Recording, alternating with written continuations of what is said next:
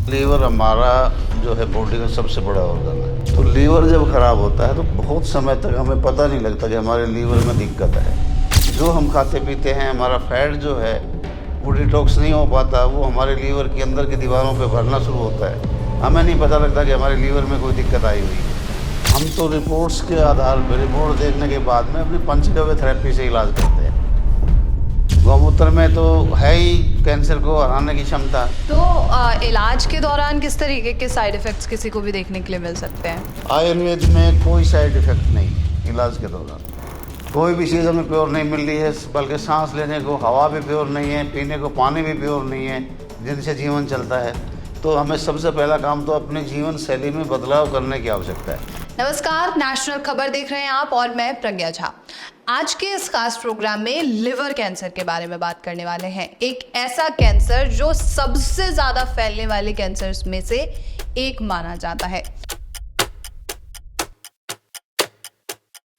और लिवर आपके बॉडी को डिटॉक्सिफाई करने में सबसे ज़्यादा मदद करता है। एक ऐसा ऑर्गन जो खुद तो जनरेट हो सकता है, लेकिन अगर वो एक बार खराब हो जाए तो आपको कई तरीके की प्रॉब्लम्स का सामना करना पड़ सकता है। और उसमें अगर कैंसर जैसी दिक्कत हो जाए तो बहुत ज़्यादा परेशानियों का सामना करना पड़ता है। तो चलिए हम आपको लिवर कैंसर के बारे में ही जानकारी देते हैं और साथ ही इसी प्रोग्राम में एक पेशेंट पर भी जिक्र करेंगे, एक रिपोर्ट में जिक्र करेंगे कि आखिर उस पेशेंट की रिपोर्ट में क्या सुधार है, क्या वो पेशेंट ठीक हो पाया है या नहीं। हम लोग अभी मौजूद हैं आरआर आयुर्वेदिक हॉस्पिटल में, जो कि हरियाणा के अटेली मंडी में मौजूद है। और मेरे साथ अभी आयुर्वेदाचार्य रमेश कुमार जी मौजूद हैं। सर, आपका बहुत स्वागत है नेशनल खबर पे। धन्यवाद प्रज्ञा जी।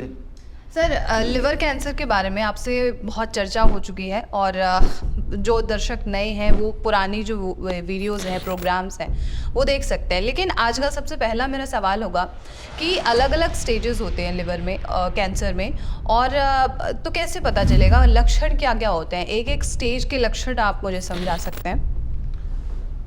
देखो, सबसे पहले तो मैं आपको बताऊं कि लीवर हमारा जो है बॉडी का सबसे बड़ा ऑर्गन है। बिल्कुल। और सैकड़ों प्रकार के काम हैं। दूसरे जितने भी ऑर्गन हैं उनको भी काम का डिस्ट्रीब्यूशन करने का काम लीवर का ही है। यानी कि मेन है लीवर हमारी बॉडी में।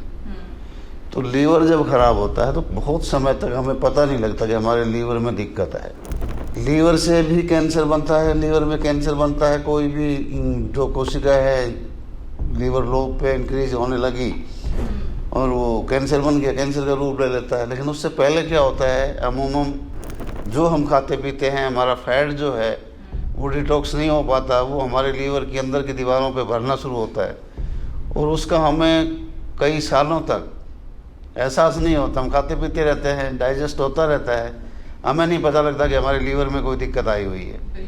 लेकिन जब वो फैट अंदर से पूरा लीवर भरने के बाद में लीवर की बाहर की दीवारों पर जमना शुरू होता है तब वो फैटी लीवर हो जाता है और वो भी कैंसर का एक कारण बनता है। तब हमें ये समस्याएं आती हैं। मतलब अलग अलग स्टेजेस, जैसे फैटी लिवर हो गया, उसके बाद और भी अलग अलग कंडीशन सामने आते रहते हैं। अच्छा, कैंसर अगर हो जाए लिवर में तो किस तरीके के टेस्ट को आप सजेस्ट करते हैं अगर कोई आरआर आयुर्वेदिक में आता है तो? पेट स्कैन है, एमआरआई है, सीटी स्कैन है, एंडोस्कोपी से भी पता लग जाता है। बाकी पेट स्कैन सबसे बेहतर हुआ है। पेट स्कैन है तो ये आप यहीं कराते हैं? ना, बाहर से कहीं से भी कहीं से भी करा के लाता है पेशेंट। ठीक है। और फिर इसका इलाज कैसे होता है? आप रिपोर्ट्स देखते होंगे, इसका इलाज कैसे होगा फिर? हम तो रिपोर्ट्स के आधार पर, रिपोर्ट देखने के बाद में अपनी पंचगव्य थेरेपी से इलाज करते हैं। अच्छा जी। मतलब उसे जो आप मेडिसिन बनाते हुए दिखा चुके हैं पहले हमारे वीडियोस में, उसी मेडिसिन से होता है। तो आपने बताया गौमूत्र में अलग अलग तरीके के आप मिश्रण करते हैं, तो कौन सा मिश्रण दिया जाता है लिवर कैंसर के पेशेंट को?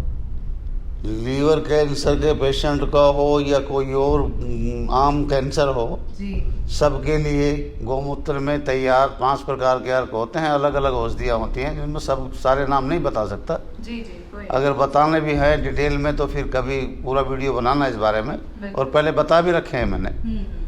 तो 4-5 प्रकार के 5 प्रकार के अर्क जो हैं जी, उनमें हर अर्क में अलग अलग औषधियाँ डली होती हैं।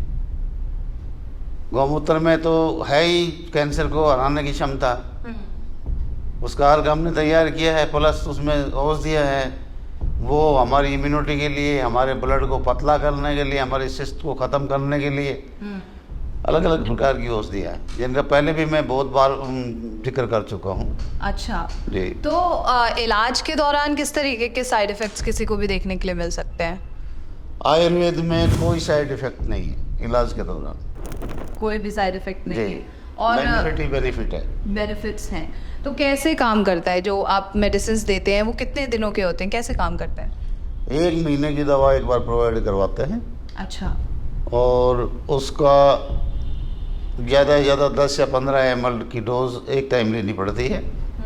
एक प्रकार के अर्क की ठीक है। 5 प्रकार के अर्क हैं, तो 10-10, 15-15 ml जो है दिन भर में वो लेना होता है। उसके साथ कुछ घनवटियाँ होती हैं और उनका सेवन लगातार करना होगा। लगातार करना। ठीक है। और कोई व्यक्ति जो इलाज ले रहा है आयुर्वेद में या आरआर आयुर्वेदिक हॉस्पिटल में ले रहा है, तो उसे क्या क्या सावधानियां बरतनी चाहिए? देखो, कैंसर तो एक बहुत ही घातक बीमारी है, बिल्कुल। और आज ज़रूरत है हमें अपने लाइफस्टाइल में पूरी तरह से बदलाव करने की, क्यों हर चीज़ में जो है आज बीमारी, हमारे खाने पीने के तो जितने भी खाद्यान्न हैं, कहीं भी हमें प्योरिटी नज़र नहीं आ रही। कोई भी चीज़ हमें प्योर नहीं मिल रही है, बल्कि सांस लेने को हवा भी प्योर नहीं है, पीने को पानी भी प्योर नहीं है, जिनसे जीवन चलता है।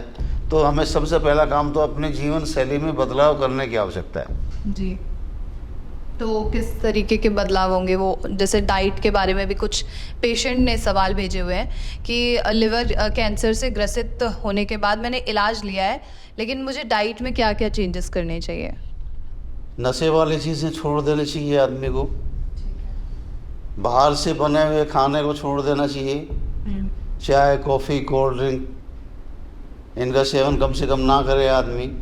ब्रह्म मुहूर्त में उठे और सुबह उठते ही गुनगुना पानी पिए, कम से कम 1 गिलास बैठ के पिए, पानी को घूंट घूंट करके पिए, बासी मुँह पिए। बासी मुँह पीने की प्रक्रिया के बारे में मैं बता देता हूँ कि बासी मुँह क्यों पिया जाता है पानी। जी। रात भर की जो सलाइवा हमारे मुंह में होती है, वो अमृत है हमारे लिए। वो सलाइवा सारी की सारी पेट में जानी चाहिए। आयुर्वेद मानता है कि कोई भी बीमारी जो बनती है, वात पित्त कफ के डिसबैलेंस होने से बनती है।